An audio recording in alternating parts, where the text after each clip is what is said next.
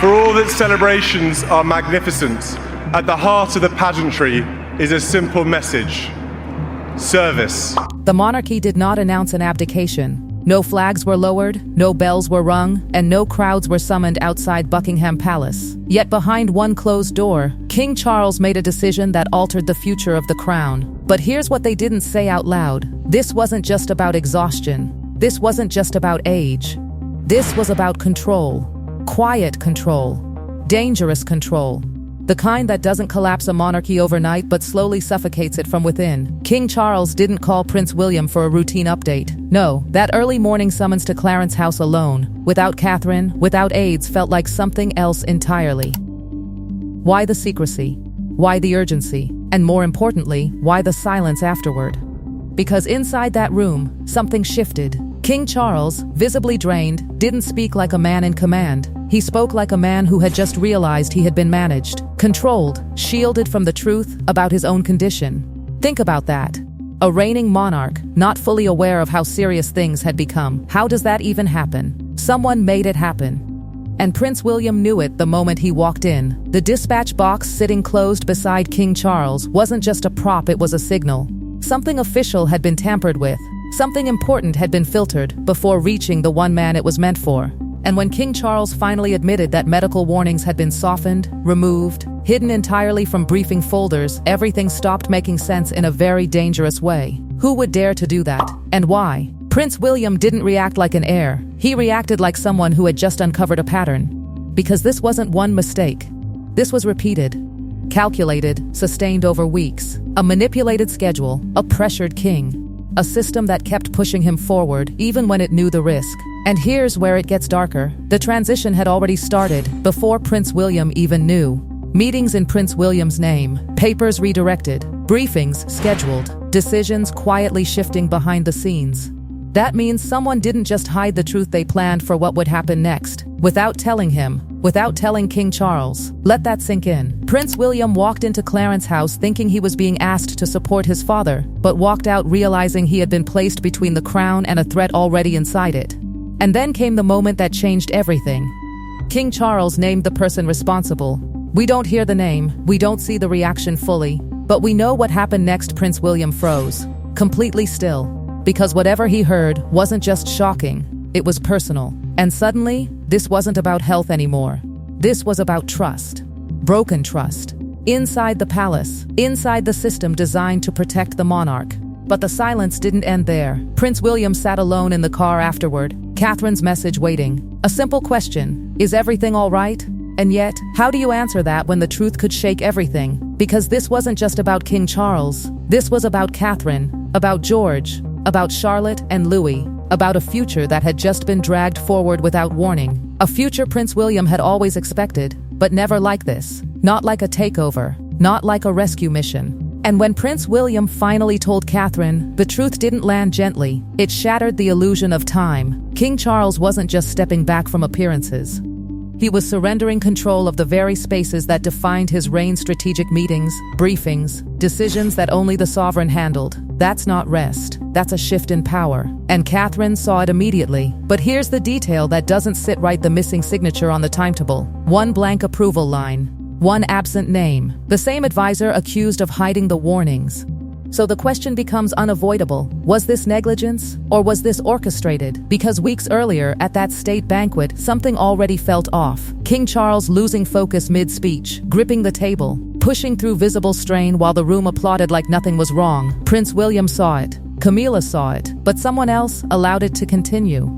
And not just allowed it, controlled it. Ordered the orchestra to keep playing. Told King Charles to finish, protected the image at the cost of the man. And when King Charles later discovered that the doctor's warning had been removed from his own red box, that's when everything truly broke. Because at that moment, the question was no longer who made a mistake. It became, who is running this monarchy, and why weren't they honest about it? Prince William didn't storm out. That's what makes it more unsettling. No raised voice, no dramatic exit, just silence, controlled, deliberate silence. Because when Prince William placed those documents in front of the advisor, the original medical warning, the altered summary, And the banquet schedule, it wasn't just evidence. It was a pattern that proved someone had been rewriting reality before it reached King Charles. And when Prince William asked the question who gave permission to hide the warning, the pause that followed said more than any confession. Because the answer wasn't simple. The advisor didn't deny it, didn't panic. Instead, the justification came cold, and calculated continuity had to be maintained. Appearances had to be protected. The monarchy could not afford weakness. But here's the twist. That logic only works if everyone agrees that the image of strength matters more than the safety of the sovereign. Prince William didn't agree, and that's where the fracture became visible. Because suddenly, this wasn't just Prince William versus one advisor. This was Prince William versus a system. A system that had learned how to control access, filter truth, and quietly shape the reign of King Charles without ever appearing disloyal. And then, the most dangerous detail slipped out. The decision hadn't been made alone. Another senior office had supported it. Another layer inside the palace had approved keeping the truth hidden. And right there, the betrayal expanded. It wasn't one person, it was a network, a structure, a chain of decisions designed to keep King Charles working, no matter the cost. And then came Camilla. Not accused, not confirmed, but mentioned. Told the king needed rest, but never shown the full medical warning. So what does that mean? Was Camilla misled? Was Camilla passive? Or was Camilla closer to the truth than anyone realized? Because in a system built on silence, not knowing and choosing not to know can look dangerously similar. Prince William didn't press further in that moment. That's what makes it sharper. He ended the meeting, removed access, took control. Quietly, efficiently, like someone who understood that exposing the truth too quickly could fracture everything at once. But removing one advisor didn't solve the real problem, because the question still hung there, heavier than ever: who actually had the power to reshape a king's reign without him knowing? And that question followed Prince William straight into the next phase, where things became even more complicated. Because King Charles was still king. That's the part no one could ignore. Every shift, every reassignment, every decision had to pass through the reality that King Charles remained sovereign, which meant Prince William couldn't just take control, he had to navigate it.